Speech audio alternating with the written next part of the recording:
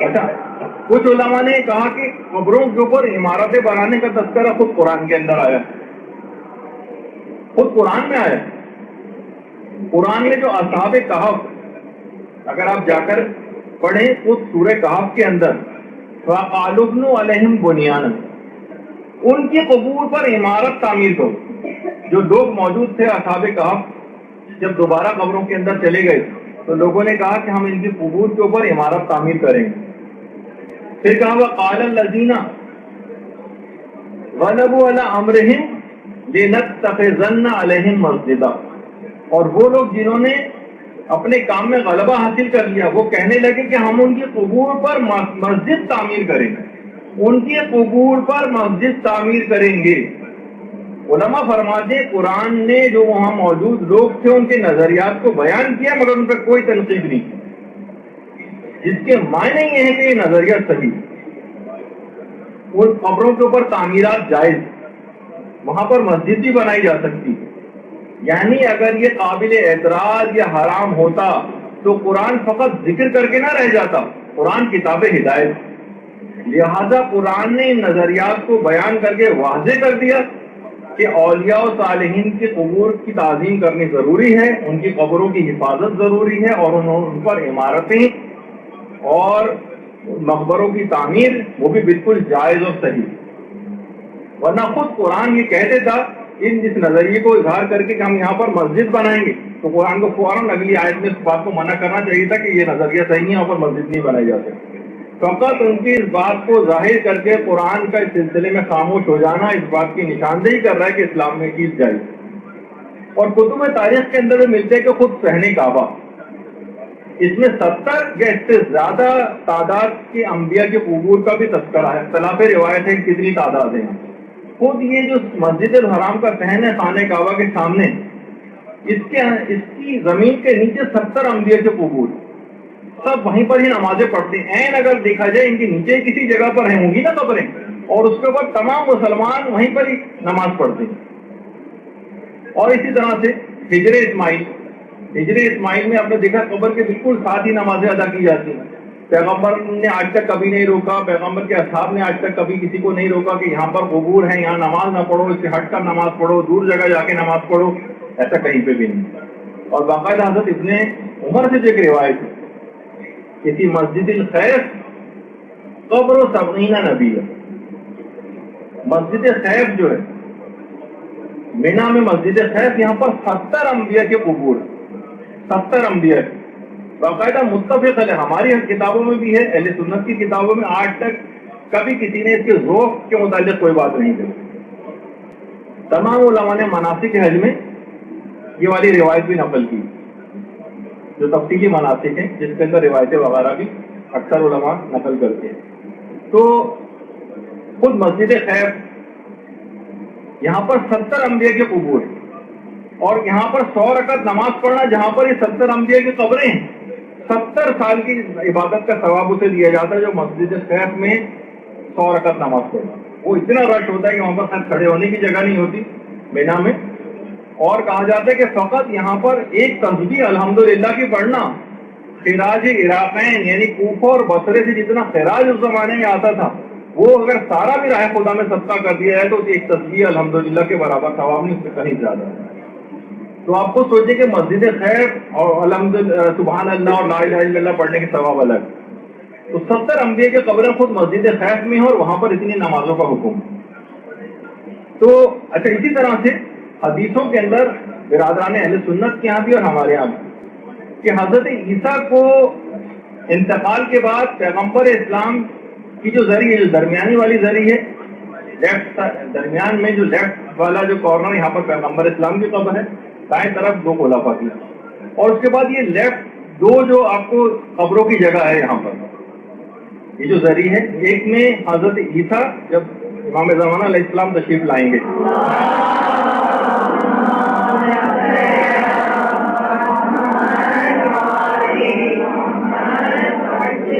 رسول خدا کے پہلو میں ان کو دفن کیا جائے گا، اور ایک علماء ہمارے بیان فرماتے ہیں کہ امام زمانہ علیہ السلام بھی اپنے انتقال یا شہادت کے بعد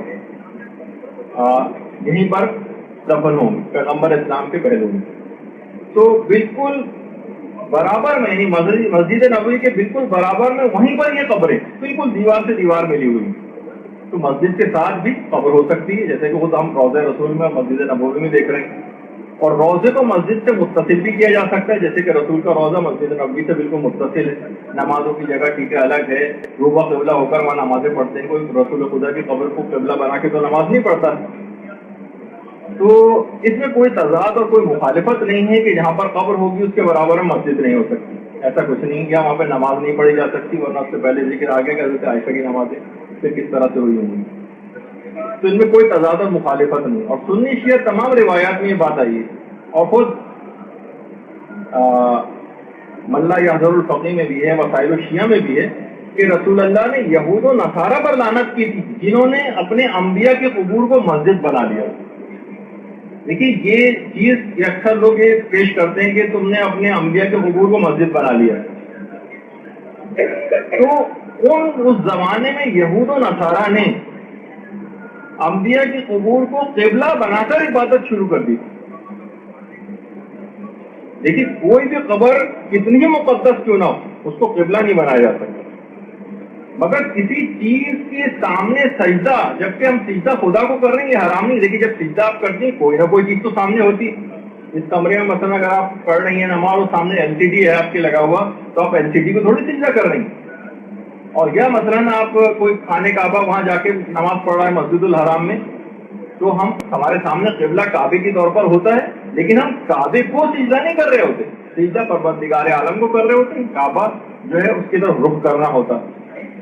تو دیکھیے اس زمانے میں نیا نیا اسلام آیا تھا، علماء نے کہا اول تو ان تمام روایات کے اندر بھی ذوف ہے کہ جو بہت سی روایات کے اندر اگر ممانعت آئی بھی اس سے ہم آگے چل کر بات کریں گے، لیکن پیغمبر اگر کچھ وقت کے لیے ہم اس کو صحیح مان بھی لیں تو علماء فرماتے ہیں پیغمبر اسلام کو اس بات کی تشویش تھی کہ یہ قوم جو تھی یہ بت پرستی کی عادی رہی، ابھی نیا نیا اسلام اس نے قبول کیا، کہیں ایسا نہ ہو کہ پرانے بت پرستی کے طور طریقوں پر واپس چلے گئے، تو بہت سے احکام پیغمبر نے اس زمانے کے لوگوں کو مصلحت کو سمجھتے ہوئے وقتی طور پر کیے، لیکن جب وہ بت پرستی کا خطرہ ٹل گیا اور باقی نہیں رہا تو پھر اس کے بعد وہ ممانعت بھی ختم ہو گئی، اکثر علماء اہل سنت بھی اس بات کے قائل ہیں۔ اچھا دیکھیے پہلے زمانے میں قبیلوں میں کچھ مسابقات بھی پائی جاتی تھی، آپس میں بڑا کمپٹیشن ہوتا تھا، الحاکم التکاثر حتی زرتم المقابر، وہ اپنے مردوں پر بھی فخر و وباہت کا اظہار کرتے تھے، عربوں میں ایک رواج تھا۔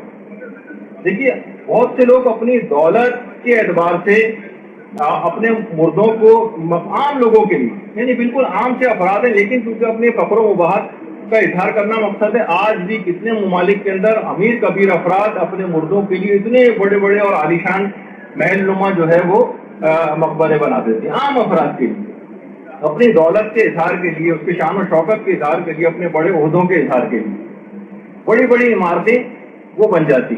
بہت سے لوگ تو یہ کرتے ہیں کہ مردہ رہے اس کے ساتھ اس کی قبر میں اپنی شان و شوکت کے اظہار کے لیے کمپیوٹر بھی رکھا جا رہا ہے اور ڈریسنگ ٹیبل بھی رکھی جا رہی ہے اور صوفے بھی رکھے جا رہے ہیں، ہونا یہ نہیں یہ ہے۔ اس زمانے میں بھی بعض اوقات یہ عربوں کے اندر جو ہے اپنے مردوں پر فخر و مباحث کی مسابقت پائی جاتی تھی، یعنی کمپٹیشن ہوتا تھا۔ تو اگر یہ سب کچھ ہونے لگے گا اور اس پہ بڑی بڑی عمارتیں بننے لگیں گی تو عام آدمیوں میں طبقاتی نظام ہونے لگے گا۔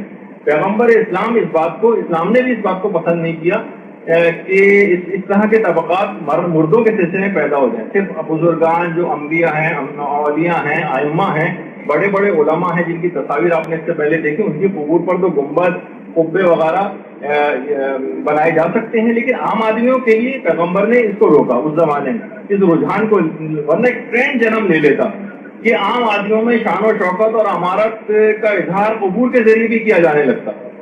دیکھیے آج بھی بہت ساری چیزیں ایسی ہیں۔ ایک صاحب کا ایک زمانے میں میرے پاس فون آیا کہ میری والدہ کا انتقال ہو گیا اور ہاسپٹل کا بھی بہت قرضہ ہے، مجھ پر بہت ڈیزرونگ ہوں، لیکن مجھے فوری طور پر سوئیں کی مجلس کیونکہ میں نے فلاں مشہور ذاکر دین سے پڑھوانی ہے ورنہ خاندان میری ناک کٹ جائے گی، اور اس نے 50,000 روپے مجھ سے ڈیمانڈ کی، تو مجھے 50,000 روپے کہیں سے قرضہ دلا دے جبکہ ہاسپٹل کا قرضہ بھی موجود۔ فخر و مباحث کا اظہار مردوں کے ذریعے، تو عربوں میں بھی دیکھیے مردوں پر فخر کا اظہار کیا، اگر یہ رجحان فروغ پا جاتا تو ہو سکتا ہے کہ اس زمانے میں لوگ ان اجازتوں سے ناجائز فائدہ اٹھانے لگتے۔ دیکھیے بہت ساری چیزیں ایسی ہیں۔ کہ مثلا بہت سی مراسم عزاداری کو بھی اگر شتر بے مہر کی طرح آزاد چھوڑ کر عام لوگوں کے ہاتھ میں دے دیا جائے، علماء دین جو کہ سمجھ سکتے ہیں کون سی رسم کس طرف لے جا سکتی ہے. جیسے کہ آپ نے دیکھا کہ لوگوں نے اس کے خلاف ایک بکروں کا خون پینے والا جو ایک سلسلہ شروع ہو گیا، لیکن کیا ہے کہ یعنی قوم نے بہرحال ایک اسٹرانگ ریئیکشن شو کیا، اور ایک آدھ دفعہ کے واقعے کے بعد پھر وہ کام نہیں ہوا. تو کسی بھی انحراف کو بہت شروع میں روکنا ہوتا ہے. تو پیغمبر اسلام نے مستقبل کے خطرے کے پیش نظر کہ عام افراد کہیں بت پرستی کی طرف نہ چلے جائیں، ان میں یہ ٹرینڈ اور رجحان جنم نہ لینے لگے کہ ان اجازتوں کا فائدہ اٹھا کر اور وہ قبروں کو اس طرح سے بنانے لگے، عام افراد اپنی شان و شوکت کا اظہار کرنے لگے، طبقاتی نظام امیر اور غریب کا معاشرے میں مردوں کے ذریعے بھی قائم ہو جائے. تو پیغمبر نے اس کو فوری طور پر اس خطرے کو بھانپتے ہوئے اور اس کام کو شروع میں روکا. لیکن جب امت سے یہ بت پرستی کا اور اس طرح کے فخر و بات کے اظہار کا یہ خطرہ ٹل گیا تو اس کے بعد اس کی عمومی طور پر اجازت ہوگی، اور بعد میں کسی بھی صحابی نے اور کسی بھی اہل بیت میں سے بھی کسی نے یا بعد میں آنے والے تابعین اور تبع تابعین میں سے بھی کسی نے بھی اس پر کوئی اعتراض نہیں کیا، اور یہ کام بالکل جائز ہو گیا. تو دیکھیے بزرگان کی جو قبریں ہیں یہ شاعر خدا، شاعر کا احترام اصل میں خدا کا احترام، جس طرح ایک ملک کے سفیر کا احترام اس ملک کا احترام شمار کیا جاتا ہے، کسی کے ملک کے پرچم کا احترام اس ملک کا احترام شمار کیا جاتا ہے، بادشاہ کا قاصد جو کوئی خط لے کر آتا ہے اس کا احترام بادشاہ کا احترام سمجھا جاتا ہے. یہی وجہ ہے کہ پہلے زمانے جب ایلچی کوئی خط لے کر آتے تھے اور ایلچی کو قتل کروایا جاتا تھا تو اعلان جنگ اس بات کو سمجھا جاتا تھا، کیونکہ اس کا مطلب ہے کہ بادشاہ کا انہوں نے احترام نہیں کیا. ایلچی کا قتل کرنا اعلان جنگ سمجھا جاتا تھا. قیصر روم نے جب خط پھاڑا تھا پیغمبر اسلام کا، پیغمبر نے مختلف خطوط روانہ کیے تھے، قیصر روم کے پاس گیا تو اس نے توہین آمیز انداز میں خط کو پھاڑ دیا، جس کا تذکرہ ایک اگلی ہماری جو گفتگو ہوگی اس میں بھی آئے گا. تو توہین رسول تھی، کھلم کھلا توہین رسول تھی. اس میں صرف کاغذ کا ایک ٹکڑا نہیں پھاڑا تھا بلکہ پیغمبر کی توہین کی تھی. تو پیغمبر نے اس کے لیے بد دعا بھی کی تھی کہ خدا اس کی حکومت کو ٹکڑے ٹکڑے کر دے. تو بہرحال آپ نے یہ دیکھا کہ یہ چیزیں کہ اگر ہوتا ہے کہ بھائی صرف کاغذ کا ٹکڑا ہی تو پھاڑا ہے، کون سی ایسی کوئی پریشانی والی بات نہیں، ایسا نہیں تھا مطلب. تو آج تک دیکھیے کسی صحابی نے بھی، کسی تابعی نے بھی، کسی تبع تابعی نے بھی، متقدمین، متاخرین، متاخر المتاخرین علماء، کسی نے بھی حتیٰ کہ پانچوں مسالک میں سے 4 مسلک اہل سنت کی اور ہمارا مسلک جو ہے، کسی نے بھی ان کو ڈھانے کا اور منظم کرنے کا آج تک کبھی فتویٰ نہیں دیا، نہ بےحرمتی کی، نہ توہین کی، نہ بوسہ دینا قبروں کو شرک قرار دیا، نہ ان کو ہاتھ لگانا شرک قرار دیا، نہ چومنا شرک قرار دیا.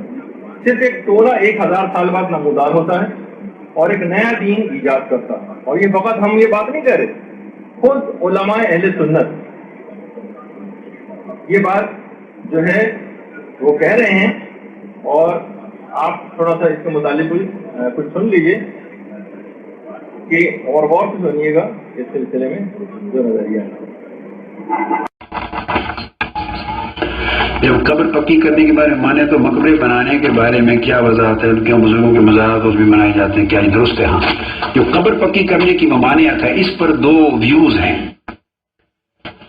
بعض سب یہ کہتے ہیں کہ جو اوپر جو بنا ہوا ہوتا ہے یہ قبر ہے. بعض علماء نے کہا اس پر اختلاف ہے. بعض کہتے ہیں کہ قبر اس کو نہیں، اس کو تعویذ کہتے ہیں، یعنی قبر کا نشان کہتے ہیں اس کو. قبر عربی زبان میں حقیقت میں وہ جگہ ہے زمین کھودنے کے بعد جہاں میت کو رکھا جاتا ہے. نیچے گڑھا کھود کر دائیں طرف ذرا آگے نکال کر جیسے بند کرتے ہیں نا اینٹوں سے، تو اینٹوں سے بند کرنے کے نیچے زمین کا جو حصہ ہے علماء عرب کے کہتے ہیں کہ قبر وہ ہے. اوپر تو علامت ہے، نشان پہچان کے لیے کہ یہ قبر ہے. تو جس میں میت رکھا جاتا ہے وہ قبر ہے. وہ ہر کوئی کچا رکھتا ہے اور وہ اس کا ہے کہ وہ کچی رہنی چاہیے. باقی اوپر کا جو نشان ہے تعویذ کا، یہ اس کی پختگی کے لیے، نشان کے لیے، علامت کے لیے کہ بعض گرد مٹ جاتی ہے. یہ کرنے میں بعضوں نے کہا مباح ہے. بعض اس کو ترجیح دیتے ہیں، بعض ترجیح نہیں دیتے، بعض مباح کہتے ہیں. تاہم اس میں گناہ نہیں ہے. جو گناہ کا عمل ہے وہ یہ کہ نیچے زمین کے جو کھودی جاتی ہے وہ پکی نہ ہو، اندر اس کو سیمنٹ نہ کیا جائے، وہ کچا رہو، کیونکہ مردہ جسم جہاں رکھا جا رہا ہے زمین میں اس کو پختہ کرنے کی کوشش نہ کریں. بس یہ بات. باقی جو چیزیں وہ پھر اس کے لیے پرمیسیبل مباح ہو جاتی. حرج نہیں. حضور اسلام کا اپنا مزار اقدس 1400 سال سے امت نے پہلی صدیوں میں ڈیل کیا ہے نا. مزار پاک اونچی قبر مبارک بھی حضور کی. سیدھا آپ فوٹو دیکھتے ہیں کہ سیدھا صدیق اکبر سیدھا فاروق اعظم پر خلاف بھی ہے. وہ تو پاکستانی نہیں نہ کرتے, وہ تو سارے انگی عرب لوگ ہی رہے ہیں نا جو تو ڈیل کرنے والے تو عالم عرب میں. اور یہ صرف پاک انڈیا کا معاملہ نہیں, آپ عراق جائیں تمام مزارات اسی طرح. پہلے عراق کا عقیدہ بھی یہ ہے. شام جائیں تمام مزارات شام میں اسی طرح. میں تو جاتا ہوں, میں تو دیکھتا رہتا ہوں. پہلے شام سیریا کا عقیدہ بھی یہ ہے. ایران میں جائیں ان کا عقیدہ بھی یہ ہے. مصر میں جائیں, میں مصر سے ہو کے آیا ہوں, امام شافعی کا, سیدہ نفیسہ کا, بڑے بڑے اکابر اولیاء اللہ کے سب کے مزارات اسی طرح جیسے پاکستان انڈیا کا رواج ہے, ان کا عقیدہ بھی یہ ہے. میرا مقصد بات کا یہ ہے کہ ترکی جائیں, مولانا روم اور ابو ایوب انصاری رضی اللہ, فوٹو دیکھیں نا مزارات کے, ان کے بھی مزارات گنبد کے ساتھ اسی طرح. تو جو لوگ یہ کہیں ان سے کہیں کہ یہ آپ ہی کا عقیدہ ہے, باقی سارا عالم عرب ایک سعودی عرب کو چھوڑ کر. اور سعودی عرب کا بھی یہ تازہ 70 سال کا عقیدہ ہے کہ مسمار کی ہیں قبریں. 70-75 سال پہلے تک وہاں بھی مزارات اور گنبد ہوتے تھے, پورے 1400 سال سے پرانی فوٹوز ہیں. حضرت فاطمہ الزہرا کا مزار اور گنبد تھا, عثمان غنی رضی اللہ تعالیٰ عنہ کا مزار گنبد تھا, حلیمہ سعدیہ کا تھا, اہل بیت اطہار کا تھا. تو یہ گرائے ہیں. حضرت آمنہ کا تھا, پرانے فوٹو موجود ہیں کتابوں میں. تو یہ بھی جب 25-24 میں یہ اقتدار پر آئے, پھر 40s میں تو بلڈوز کیے اب. تو وہ عقیدہ جو 70 سال میں اب آیا ہے وہ درست ہے, یہ سعودی عرب میں جو 1400 سال اس سے پہلے رہا ہے وہ درست ہے. بڑی سمپل بات. بعض لوگ کہتے ہیں دیکھو جی اسلام عرب سے شروع ہوا, سعودی عرب اس مکہ مدینہ سے, ان کی بات ماننی چاہیے. تو اسلام 70 سال میں ابھی شروع ہوا یا 1400 سال پہلے شروع ہوا؟ یہ جو انہوں نے چینجز کی ہیں یہ تو اس اقتدار میں سعودی گورنمنٹ کے قیام کے بعد نئی چیزیں لائے ہیں. ان سے پہلے کیا تھا صدیوں تک وہ وہی طور طریقہ تھا جو آپ کا ہے. اور یہی آج عالم عرب میں ہے, عالم عجب میں ہے. میں نے آپ کو فلسطین کا بتایا, اردن میں بتایا, سارے ملک دنیا بھر میں جہاں جائیں تو سب کا عقیدہ یہی. کچھ لوگ سعودی عرب کے زیر اثر ابھی پیدا ہوئے صدی, اس موجودہ صدی کے اندر کچھ گلف میں آ گئے, کوئی سعودی عرب میں, کچھ پاک اور انڈیا میں. انہوں نے ایسے مسائل اور فتنے چھڑے ہیں کہ اسلام میں یہ نہیں, یہ نہیں, یہ نہیں. انہیں کہیں کہ یہ تمہارا پوائنٹ آف ویو پورے عالم عرب اور عالم اسلام میں بھی ایکسیپٹیبل نہیں ہے. پوری دنیا اسلام کے علماء آج بھی ان کی بھاری اکثریت 90%, مور دین 80% اسی عقیدے اور طور طریقے پر قائم ہے. وہاں بھی علماء ہی رہتے ہیں, محدثین ہیں, شارحین ہیں, اکابر ہیں. تو ایک ہی پوائنٹ ہوگی. تو آپ نے دیکھا کہ صرف ہم ہی اس نظریے کے حامی نہیں ہیں بلکہ علماء اہل سنت بھی اسی بات کے قائل ہیں. چند ایک مخصوص ایک چھوٹے سے ٹولے کو چھوڑ کر جس کا بھی ہم بار بار تذکرہ کر رہے ہیں. اچھا, پھر ہم ان سے یہ کہتے ہیں کہ صرف یہی ایک چیز حرام تھی, کتنے اور ایسے حرام ہیں.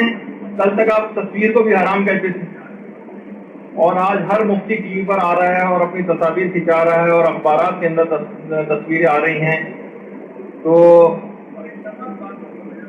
آپ خود اگر آپ دیکھیں تو امر بالمعروف اگر آپ کو کرنا ہے تو سب کو امر بالمعروف کریں نا. بعض اوقات تو خود بادشاہ وہاں پر آتا ہے اور بادشاہ آ کر قبر رسول کے سامنے ہاتھ اٹھا کر, جس میں ہر شخص کو وہاں پر روکا جاتا ہے, اور وہ خود آ کر وہاں پر قبر رسول کی طرف رخ کر کے قبلے کی طرف پش کر کے جو ہے وہ دعا مانگا, اور وہاں ہر ایک کو مشرک قرار دیا جاتا ہے اگر کسی نے قبر کے سامنے کھڑے ہو کر اس انداز سے کوئی دعا کی. لیکن بہرحال وہاں پر تو اس طرح کی بات جو ہے وہ نہیں ہوتی. پھر ہمیں یہ چیز نظر آتی. اتنی چیزیں ایسی تھی جس کو آپ کہہ رہے ہیں بار بار تصویر حرام ہے, تصویر حرام ہے, تصویر حرام ہے. وہاں پہ اکثر لوگ تصویر دیکھ رہے ہوتے ہیں, اکثر ابھی بھی بعض اوقات اب اتنا نہیں رہا لیکن پھر بھی کچھ منع کرتے ہیں. ہمارے مولانا غلام علی وزیری صاحب جب گئے تھے اور جنت البقیع میں وہاں نے کہا تھا کہ تصویر کس کی حرام ہے, تو انہوں نے کہا, مولانا نے صرف یہ بات سنی اور اس کے بعد اپنی جیب سے نوٹ نکالا اور کہا کہ اس تصویر کے متعلق کیا خیال ہے آپ کا. تو بہرحال تو دیکھیے اگر بقیع کے گنبد حرام تھے تو پھر کیا وجہ ہے کہ روضہ رسول کا گنبد معاذ اللہ ثم معاذ اللہ نقل کفر نواشد, یعنی وہ بدرجہ والا حرام ہونا چاہیے. جب بقیع کی گنبد حرام ہے تو اس پیغمبر خدا کی قبر پر تو اس حرام کو بدرجہ اولا اور حرام ہونا چاہیے, اور بقیع سے زیادہ روضہ رسول کو اس حرام سے بچانا ضروری تھا. دیکھیے اس میں تقیہ آپ نے کیا ہے, وہاں تو شرک نہیں ہوا. مثلا غیر اللہ سے مدد مانگنا شرک ہے, آپ بھی کہتے ہیں. تو امریکہ اللہ کے دشمن سے مدد مانگنا تو بدرجہ اولا شرک عظیم ہوگا. یہود و نصارہ کو قرآن کہہ رہا ہے اپنا دوست نہ بناؤ، لیکن امریکہ اور اسرائیل کے ساتھ مل کر مسلمان ملکوں پر چڑھائی کرنے کی بھی تیاریاں بعض اوقات دیکھنے میں آتی ہیں. یہ چیزیں شرک ہیں. تو بہرحال فقط یہیں کی حد تک بات نہیں، اپنی کتابوں میں تو اس شرک کا دائرہ انبیاء تک لے جایا گیا.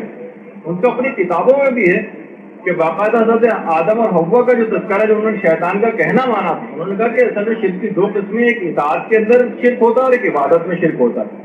حضرت آدم نے جو شیطان کا کہنا مانا تھا تو شیطان کی عبادت نہیں کی تھی، یعنی ان کا یہ شرک فی الاطاعت تھا، شرک فی الطاعت، نہ کہ شرک فی العبادت. یعنی حضرت آدم کو بھی معاذ اللہ ثم معاذ اللہ انہوں نے کہا کہ انہوں نے عبادت میں انہوں نے اطاعت کے اندر شرک کیا. تو شرک کا دائرہ فقط عام انسانوں کی حد تک بات نہیں ہے، عام لوگوں کی حد تک، بلکہ انبیاء تک بھی اس کے دائرے کو وسیع کر دیا گیا ہے کہ یہ شرک ان سے بھی ہو سکتا ہے. تو آپ اس لحاظ سے یہ تمام چیزیں دیکھیں تو وہ علماء بھی جو کہ خود شیعوں کے بڑے سخت خلاف، جن کا بھی میں کلپ آپ کو دکھانے والا ہوں، مولانا عرفان شاہ صاحب، اگرچہ وہ خود شیعوں کے لیے وقت ان زبان کو استعمال کرتے ہیں، لیکن بہرحال جہاں اس کی بات آ گئی جنت البقیع کی تو اس پہ انہوں نے کیا اپنی رائے کا اظہار کیا، وہ بھی ذرا غور سے سنی کہ فقط یہ نہیں کہ جو شیعت سے قریب یا کچھ عقائد میں کچھ ملتے جلتے ہیں ان افرادی کا صرف نظریہ ہے، بلکہ جو شیعت کے مخالفین ہیں ان کا بھی نظریہ جنت البقیع کے سلسلے میں کیا.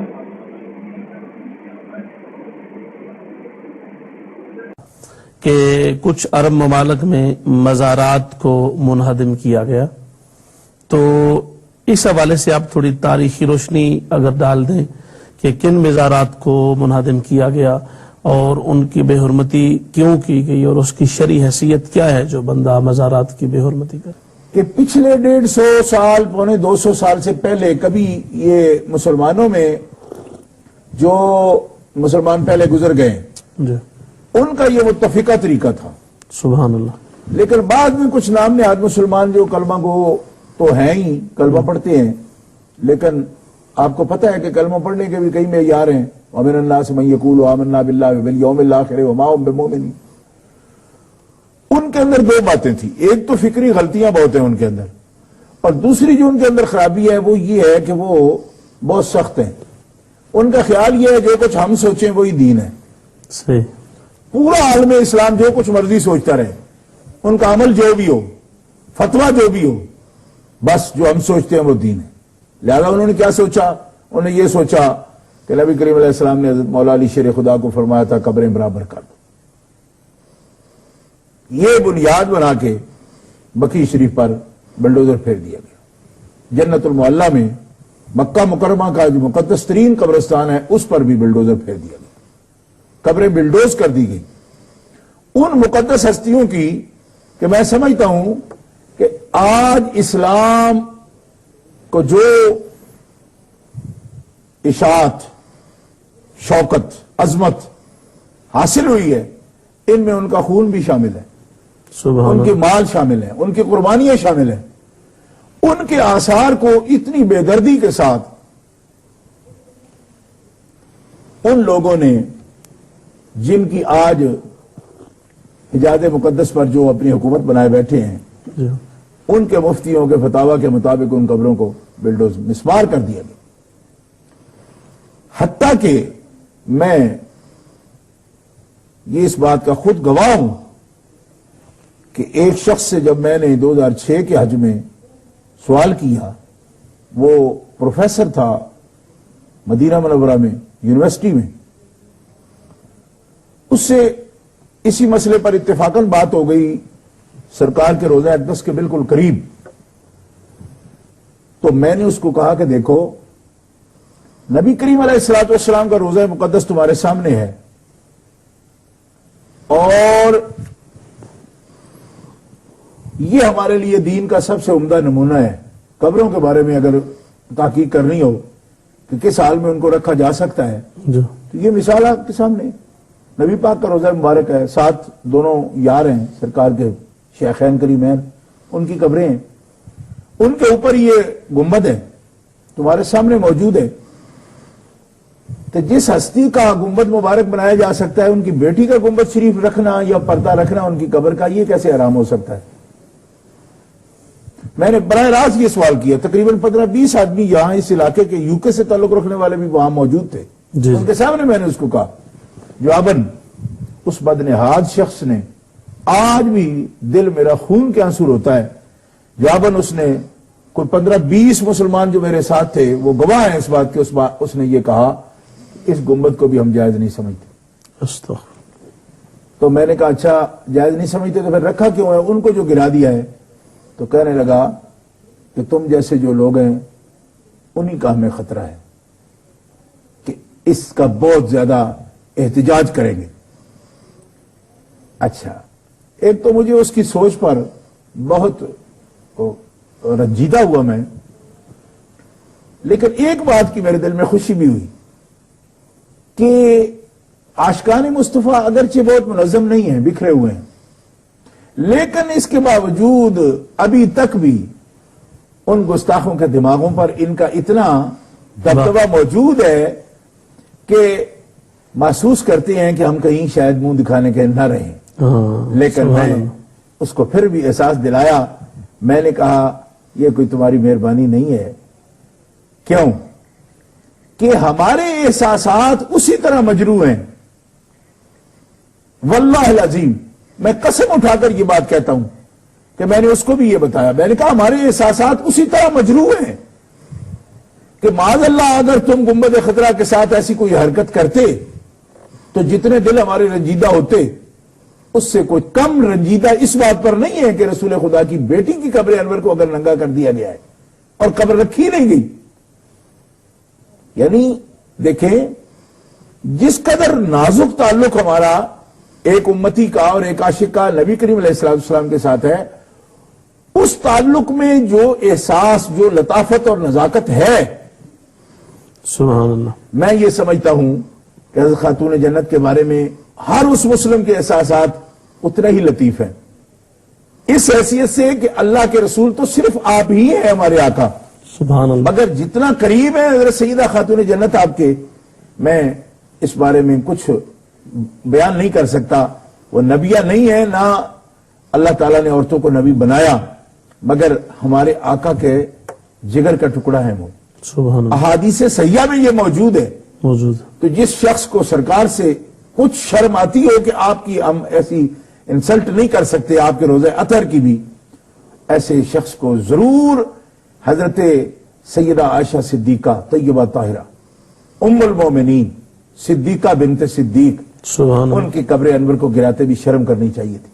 حضرت خدیجۃ الکبریٰ الاماں، پہلی ماں، کہف امن و امان، سبحان اللہ، جیسے کہ کہف ہوتے ہیں نا جو کہ پناہ بن جاتی، سبحان اللہ، تو اعلی حضرت مولانا شاہ احمد رضا فرماتے ہیں کہ وہ پہلی ماں ہے مومنوں کی جو اسلام کے لیے کہف کا درجہ رکھتی ہے، کہف امن و امان، جس نے امن و امان فراہم کیا ہے اسلام کی غربت میں غربا کو، ان کی قبر انور کو جب بلڈوزر کا، یعنی میں سمجھتا ہوں کہ وہ جس سے وہ کرش کرتے ہیں چیزوں کو، ایسی چیز لگائی گئی تو اس منافق کا دل کیا کانپا نہیں جس نے یہ حکم دیا، اور وہ بھی یقیناً منافق ہے کہ جس نے یہ حرکت کی اور اس کے دل کے اندر کوئی خیال نہیں آیا۔ دیکھیے یہ کوئی کنکریٹ کی چیز نہیں ہے، صحیح بات، اس کا تعلق تو مومن کے احساسات سے ہے، اس کے جذبات سے ہے، اس کے ایمان سے ہے اس کا تعلق۔ اس کو اس انداز سے مت دیکھیں، یہ قبریں کچی بھی کیوں نہ ہوں، خدا کی قسم 100 منزلہ محلات جو ہیں وہ اس کچی قبروں کی جو عظمت ہے اس کے سامنے ہمیں وہ بالکل بونی وہ بلڈنگیں نظر آتی ہیں۔ کیوں؟ عظمت تو مکین کی ہے، جو وہاں تشریف فرما ہے اس کی عظمت ہے، لیکن جس حالت میں ہمارے سے پہلے مومنین نے ان کو رکھا، جس عظمت کے ساتھ رکھا، سبحان اللہ، جی آج بھی وہاں شاہی قبرستان میں تو آداب اور رکھے گئے ہیں۔ وہ کون شاہ ہیں جن کی قبروں کو محفوظ رکھنے کے لیے صرف جو گیٹ بنائے گئے ہیں وہی بڑے بڑے محلات کے برابر ہیں، اور اندر کون سلائے ہوئے ہیں؟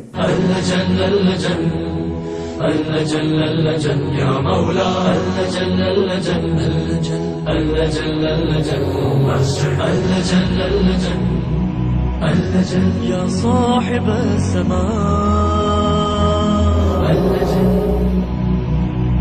نجا